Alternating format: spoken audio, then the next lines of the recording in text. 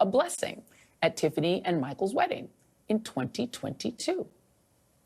The performance gene is, shall we say, strong in the House of Bulos. Because, once again, from the Times, in Nigeria, the most famous member of the Bulos family is not Sarah or Michael, but rather Michael's brother, Fares. Fares used to perform reggae music, seriously, on YouTube under the name, and again, I am not making this up, Farastafari. Well, now Farastafari posts on YouTube and TikTok under the name Oyibo Rebel. Oyibo means white person in Nigeria. His recurring characters include a caricature of a black woman, Mama Thank God, sort of a white guy, culturally tone-deaf version of Medea. And you thought your in-laws were colorful. It all goes with the Trump theme. He loves billionaires. It doesn't matter if they really aren't what they say they are. That's how bad he wants to be around them, get their attention and adulation. And he loves doing them favors, which is why tech giants are now kissing his rather bulbous behind. Meta's Mark Zuckerberg donated $1 million to the Trump inauguration, something his company has never done before. And Amazon founder and Washington Post owner Jeff Bezos also committed $1 million via Amazon on Thursday. The Washington Post is reporting that Bezos plans to make the pilgrimage to Mar-a-Lago to sit down with the president-elect next week. The Google CEO was also scheduled for an audience in Westeros, Florida. This despite Trump filing lawsuits against Facebook, Twitter, and Google in 2021, accusing them of censorship. But it is Elon Musk who sits closest to the throne as Trump's newly adopted son, and who is tasked by Trump with dismantling government bureaucracy, because after all, he's not just a MAGA troll, but the richest billionaire of all. The $215 million he gave to the Trump campaign made him the biggest political donor since at least 2010. His net worth tops $400 billion, an historic first, a fortune that increased by 77% since the election. The Tesla and SpaceX CEO and major defense contractor stands to benefit from the Trump transition, recommending that the incoming administration drop a car crash reporting requirement opposed by Tesla, among other things. Fitting, then, that Donald Trump has always been a used car salesman. He's really good at slapping his surname on everything from crappy steaks to hotels to failed casinos to a fake university and churning a quick buck. And now with the presidential platform again, he has a wider reach and a broader ability to sell merch to anyone who wants to curry favor or pledge allegiance or just get down with the MAGA brand. Just look at what he's been hawking during and after the recent campaign. It's the NFT playing cards, the $300 sneakers, the overpriced silver coins, Christmas ornaments, Chinese-made Bibles, $100,000 watches, a $10,000 Trump-signed guitar, and colognes called Success and Fight, Fight, Fight, which he sold by posting this image of First Lady Jill Biden and himself at the Notre Dame reopening in Paris. He captioned it, "A fragrance your enemies can't resist." But it's not even just him. It's the grifty people around him, from his wife to his newly selected ambassador to Israel, Mike Huckabee, and his pick to direct the Centers for Medicaid and Medicaid Services, Dr. Oz, all of whom have a history of hawking the merch. After I left the White House, I established my Web3 and Web2 platforms where I design, where I have collectibles like ornaments every season. This is the third season. And many other collectibles that are available now. Hi, this is Mike Huckabee. Isn't it amazing how so much that President Trump said still rings true? But schools and the media don't want our kids to hear anything positive. And that's why my team created the Kids Guide to President Trump. So shop right now with iHeart for exclusive promotions on all these categories like beauty supplements and sports nutrition and other categories. My friends, living your best life is easy to achieve when you shop at iHeart.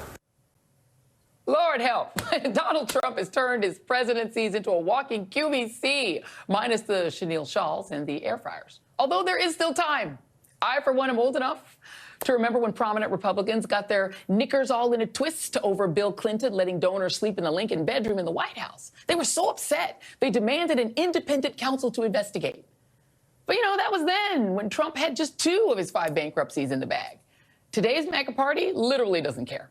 So much so that the upcoming House Republican retreat was moved, wait for it, to Trump's golf club Doral in Miami. Ka-ching! Joining me now is Mark Leibovich, staff writer for The Atlantic, and Democratic strategist Tara Dowdell. Where to begin? Tara, I want to start with you. But first, I have to get to this first. And for my director, I'm sorry, I'm skipping around here. But Melania selling ornaments to me is one of the funniest things because Melania, I don't think really even likes Christmas. Can we play this? This is Melania talking about Christmas back when she was first lady to her senior most aide. Take a listen.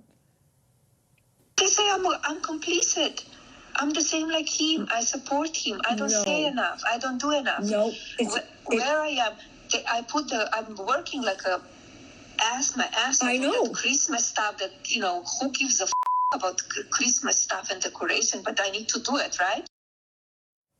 Tara, you know who gives a F about Christmas? Melania Trump, now that she needs to sell some ornaments.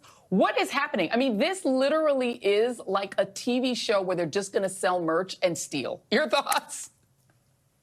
Well, that's exactly right. If it weren't for double standards, that's literally the only standard that the Trump family has is double standards. If it weren't for double standards, there'd be no standards, right? That's the only standard. So I think that, look, for them, they see this as opportunity. They see it as opportunity, not just for the immediate Trump family, but everybody in Trump's orbit, because I guarantee you, and I think this will be borne out later, we will find out that he's gotten a piece of everything that all these other billionaires that he's frankly hooking up have gotten.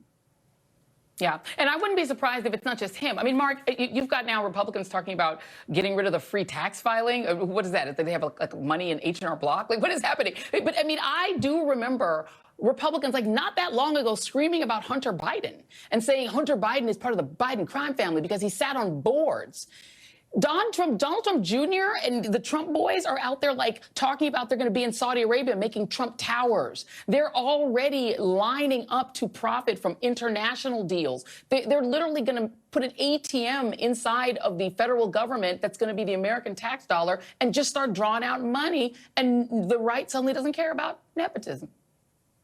I mean, look, the blurring of the lines here is pretty stark. It's not even subtle at this point. And the fact is, there's a level of hucksterism here that the American people seem to be okay with. I mean, I hate to say it because it sounds counterintuitive and it sounds certainly defiant of the ethics and the good taste that a lot of people assumed you would have at the highest levels of government. But this was all, basically previewed in the first administration. This was all out there. I mean, I think this is the aesthetic of Donald Trump. And it's kind of, it's a form of populism in some ways because the average American person doesn't really look down on the QVC-ism of America and the hucksterism of America as a disqualifying thing. And I guess it's kind of depressing in a way, but that's kind of how they see, influence at this point, and they think the presidency should be an extension of it.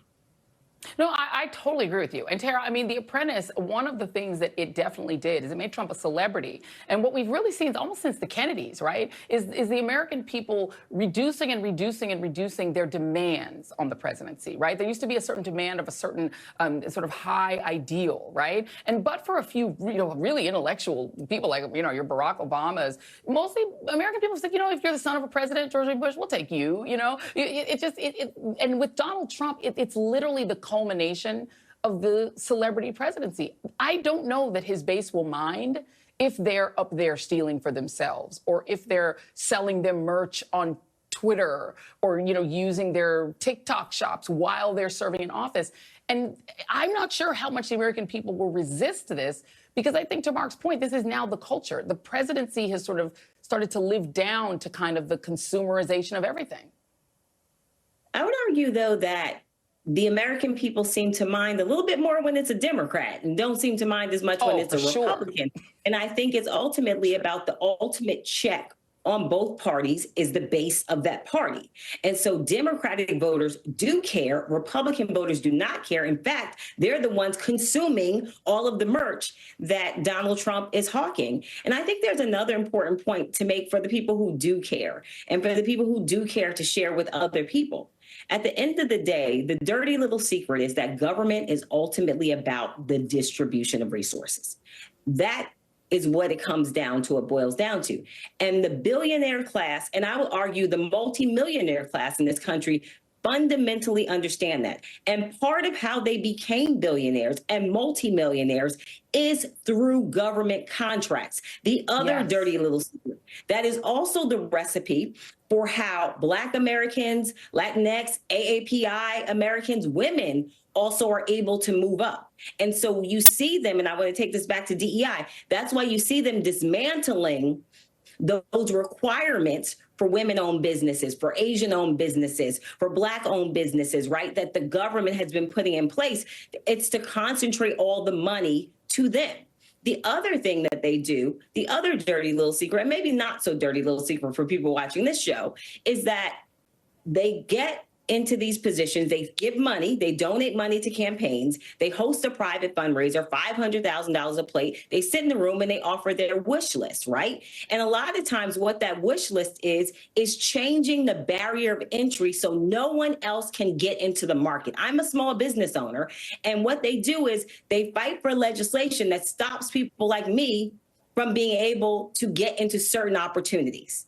And so I think that's so dangerous about what's happening right now. The average CEO pay in this country in 2023, pay ratio to the employee, was 268 to 1. That is going to get worse, because what people like Elon Musk want to do is they want to take over parts of the government so that they control it and they get all the funding that goes to things like NASA. SpaceX wants to take over that. And that's what people need to understand. And that is such an important point, because at the same time that I think there has been this sort of dumbing down of the idea of what a president ought to do and ought to be, he's entertaining them. And his base, they literally, I don't think, care if they never get anything, if he doesn't bring power. I'm not sure they would care. But there is this sliver of voters who do. There are these swing voters, Mark, who are very much focused on economics. They voted for him, even if they weren't enthusiastic Trump voters. They voted specifically on bringing prices down. And I feel like that is the Venn diagram between left and right. The people who are mad as hell at United Healthcare, the people who are mad at billionaires, the people who are sick and tired of what they see as a giant grift by billionaires, when they are now watching that happen at the highest levels of government, and the people who are supposed to be balancing the budget and doing the work of government literally grifting while they are suffering, I think those are the people that are going to care big time. And people like Peter Thiel are out there sweating bullets talking about the United Healthcare murder, because I think they can see that eventually you end up with a French Revolution kind of situation. I mean, look, it's obviously, it's a big jump. No one wants to see that. But I mean, I think what the standard is, obviously, I mean, the standard, though, is that presidents will behave in a certain way. And the question is, what kind of standard are Democrats, Republicans, any kind of citizens going to hold their presidents to? Because, yes, I mean, you know, I do think there is a double standard between what Democrats expect of their leaders and what Republicans expect. I think I 100% agree with that. But I also think there is this kind of myth making around the Trump machine, which is that salesmanship equates to leadership, which is that, look, I mean, he's the guy who plays the rich guy on TV. So that is going to be enough. And we're just going to assume that he knows what he's going to be doing, and he's going to, you know, make our grocery prices go down. I mean, it's not, people don't think very hard about this, obviously. And I think ultimately that's sort of I certainly wouldn't say genius, but that is the formula of Donald Trump's, you know, political career, which is just to sort of perpetuate the myth and hope people don't ask too many questions. If people want to understand why people like Mitch McConnell, who privately despise Donald Trump and tell everyone off the record that they despise him, cling to him anyway, is because the greatest trick that the super rich could ever pull is, number one, take over the government themselves, just run for office, don't just buy positions, just own it themselves, but also convince broke people that